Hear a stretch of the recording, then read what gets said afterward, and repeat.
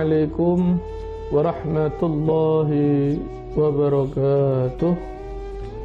Bismillah walhamdulillah wassalatu wassalamu ala rasulillah Sayyidina Muhammad ibn Abdullah wa ala alihi wa sahbihi wa man wala. Subhanaka la ilma lana illa ma 'allamtana innaka antal alimul hakim. Rabbi shrah li sadri wa yassir li amri wahlul 'uqdatam min lisani yafqahu qawli. Amin. Amma ba'd. Pemirsa MJA TV yang dirahmati Allah Subhanahu wa taala.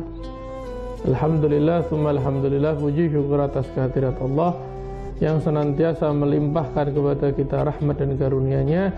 Semoga kita tergolong orang-orang yang senantiasa mendapat rahmat dan karunia dari Allah Subhanahu wa taala. Salawat serta salam tercurah deras pada junjungan kita Nabi besar Muhammad sallallahu alaihi wasallam, Nabi yang mana menjadi penolong bagi umat, Nabi pemberi syafaat, dan Nabi yang wajib kita kenali tentang perangainya, tindak tanduknya, dan ucapannya. Oleh karena itu, di sini saya ingin melanjutkan tentang perjalanan Nabi Muhammad sallallahu alaihi wasallam. Maka kita masuk pada pembahasan ad-da'watu jahran, yaitu dakwah secara terang-terangan. Beberapa waktu lalu saya menerangkan tentang bagaimana Nabi Muhammad SAW sebelum masyarakat Arab, sebelum diutusnya Nabi Muhammad, bagaimana keadaan mereka, lalu bagaimana ketika Nabi Muhammad SAW berdakwah secara diam-diam melalui mendekati kerabat-kerabatnya dahulu, dan siapa saja yang beriman kepada beliau pertama kali. Maka saat ini perjalanan Nabi Muhammad SAW sampai kepada dakwah secara terang-terangan. Istamarratid da'watu sirriyah 3 sanawat. Maka dakwah Nabi Muhammad SAW secara diam-diam, secara sembunyi-sembunyi terus berlangsung, berjalan selama 3 tahun. Ajaba fi athna'iha katsirun minal asyrafi wal mawali. Selama 3 tahun ini ternyata mendapat banyak jawaban dari masyarakat, dari orang-orang yang mulia dan para pendukung Nabi Muhammad SAW. Jadi semakin banyak pengikut Nabi Muhammad dan orang-orang besar yang mengikuti Nabi Muhammad SAW. Maka oleh karena itu, ba'da dzalika umira sallallahu alaihi wasallam bil jahri. Maka setelah 3 tahun berlangsung, maka Rasulullah Shallallahu Alaihi Wasallam diperintahkan oleh Allah Subhanahu Wa Taala menyampaikan dakwah secara terang-terangan, yaitu fasda bima tu'mar. Sampaikanlah wahai Muhammad apa-apa yang telah engkau terima atas apa-apa yang telah kuperintahkan kepadamu. Wa'rid 'anil musyrikin, dan berpalinglah dari orang-orang musyrik.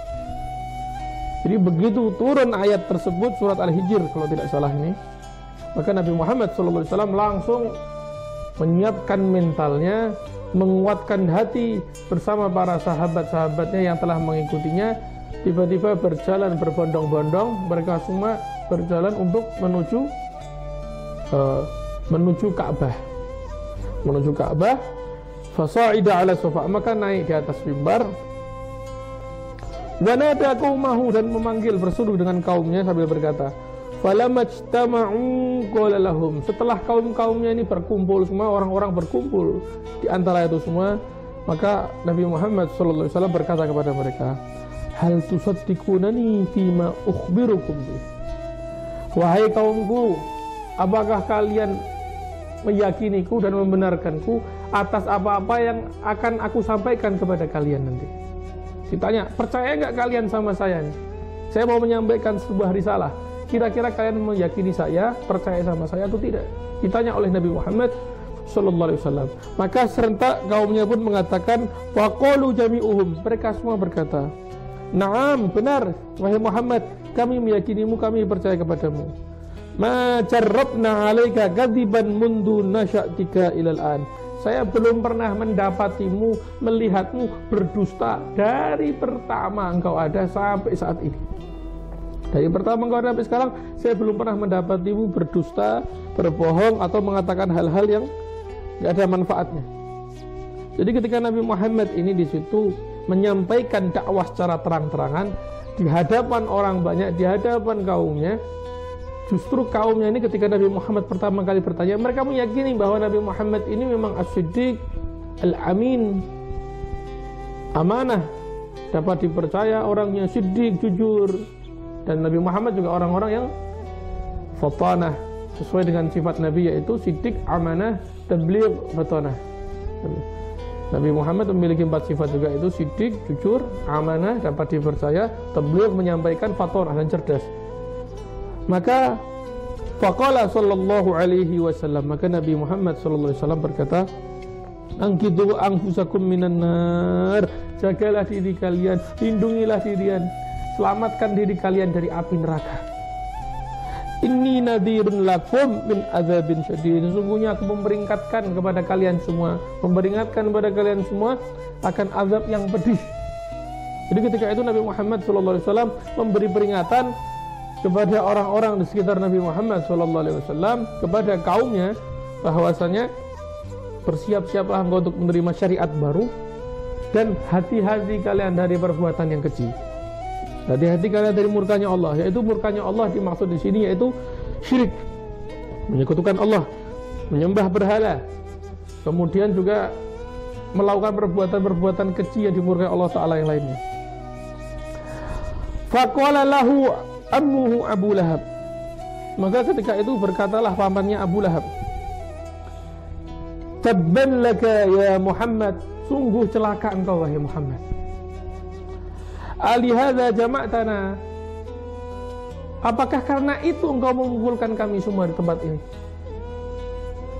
Jadi Abu Lahab ini langsung mengatakan tabban laka ya Muhammad, celaka engkau wahai Muhammad.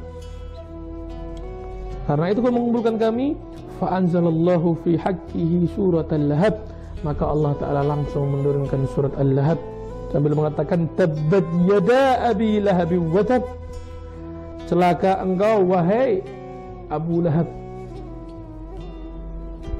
Jadi ketika seorang mencaci Nabi Muhammad sallallahu alaihi wasallam, yang pertama kali membalas langsung Allah Subhanahu wa taala. Jadi yang pertama kali membalas Allah. Jadi kalau sudah urusan sama Nabi Muhammad, urusannya sama Allah Subhanahu wa taala, bukan Nabi Muhammad yang balas.